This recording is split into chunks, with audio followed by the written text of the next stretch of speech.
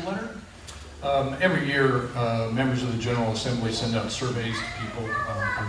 I'm hoping that most of you in this room have gotten surveys from me asking questions, and we compile those.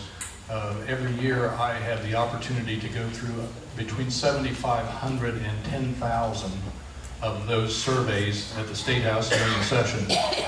I write letters to people. I publish articles in most of the papers. We have an e-newsletter online, and we have started collecting emails from people that would like to subscribe to those things.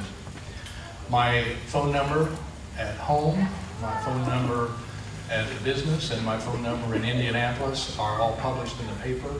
And there is a toll-free number, 1-800-382-9841. If you need to get a hold of me, you will get my legislative assistant, but he knows exactly where I am all the time and can usually get me to you.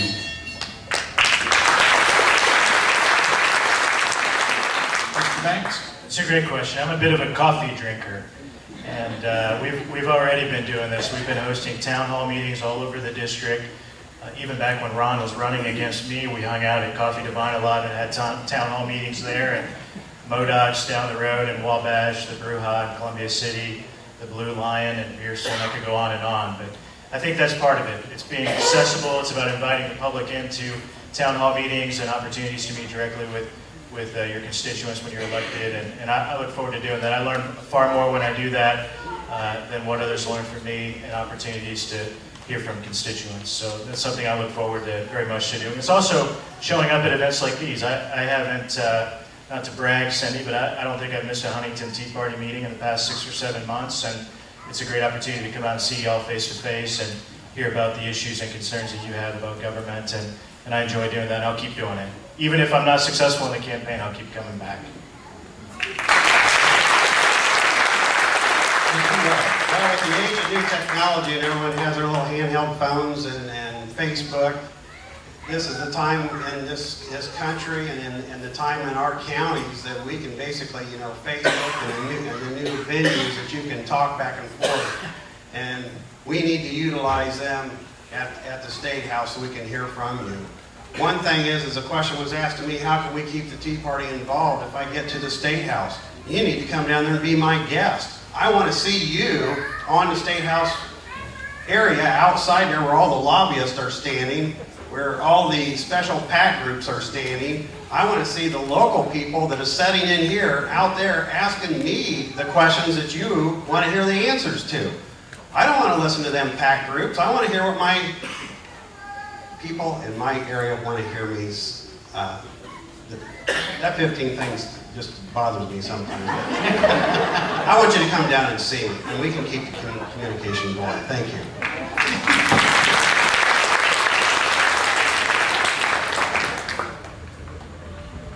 Mr. Fussman, you have one rebuttal. 1 minute. Well, just to continue on with that a little bit, I've got to, when he mentioned coffee, it was funny. When I first started running, there was some people that showed up to talk to me. And I'm not, this has nothing with Dan. I had some people that were in government work that showed up and talked to me. And they told me how bad the job was going to be. How you don't make any money. How you got to drive a lot. How you're going to be away from your family. How these things are going to happen and this is going to happen. And I looked across the table at him and I said, how long have you been doing this? And he said, 18 years. I said, you need to quit. I said, it's been too long. So I want you to know, that day when I feel like it's that bad, I will quit. And I'll prime somebody who's excited and ready to go and wants to do the job just as energetic as I am right now.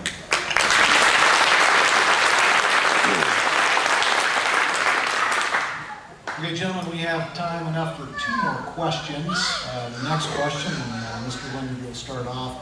The question is, what can be done legislatively to reinstate the original intent of the First Amendment regarding freedom of religion? Well, many of you may know that a couple of years ago, there was a lawsuit in the General Assembly, and they barred prayer in the House of Representatives. An absolute travesty.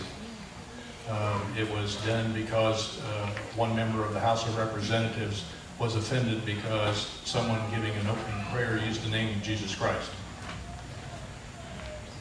During my tenure in the General Assembly, when we have had prayer, and it has been reinstated now, during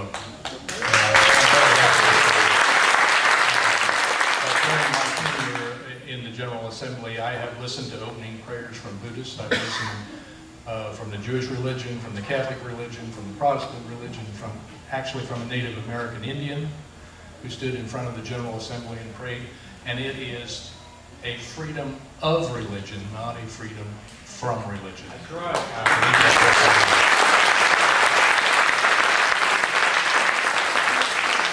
Mr. Banks. That's a great question. My wife and I have a 7.5-month-old daughter. Her name is Lillian. I fear the world that she will grow up in, which I believe will be very much different than the world that I've been blessed to grow up in over my childhood and my lifetime. Because of issues like these, we have gone down a slippery slope way too far.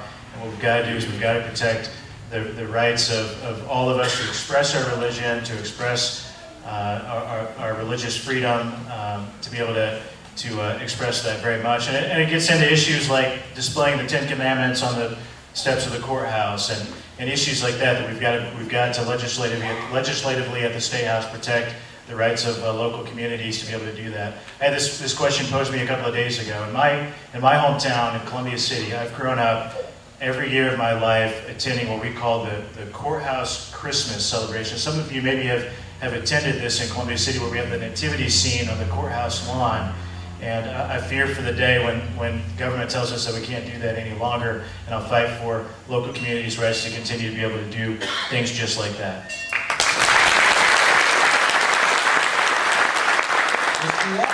It saddens me that when the Associated Churches was told in Huntington County you couldn't have your little church Bible trailers on the schools and we couldn't teach religion in Huntington County.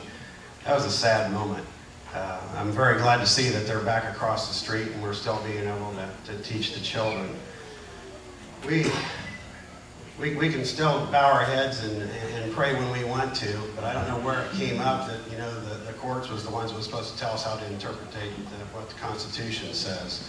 So we need to get back to what the intended purpose was and move forwards here, and take that time and grab your loved one and hold hands and pray a little bit. And I think we're losing the family values across the country. And sounds like we have 4 great people up here, and we all believe basically in the same thing about God and prayer, and we need to pursue that, and we can move forward with it and make it happen. But we're going to let them know what we think when we get there. Thank you.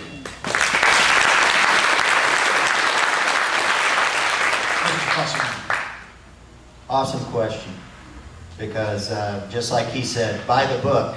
Do you remember why Buy the Book was out? One person. One person. Did you see the rally cry of this community? Did you see what happened when that happened? We came together as a community, and we found a way to put it back. Now, I'm telling you what, government can try to take it away, but you're the ones that are going to keep it. You've got to fight it. I don't care what religion you are. You've got to fight it, because it's what we were brought up with. It's the way it was written.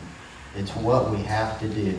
Our kids have to have those principles and values taught to them. So we have to fight to keep that in every aspect of our lives.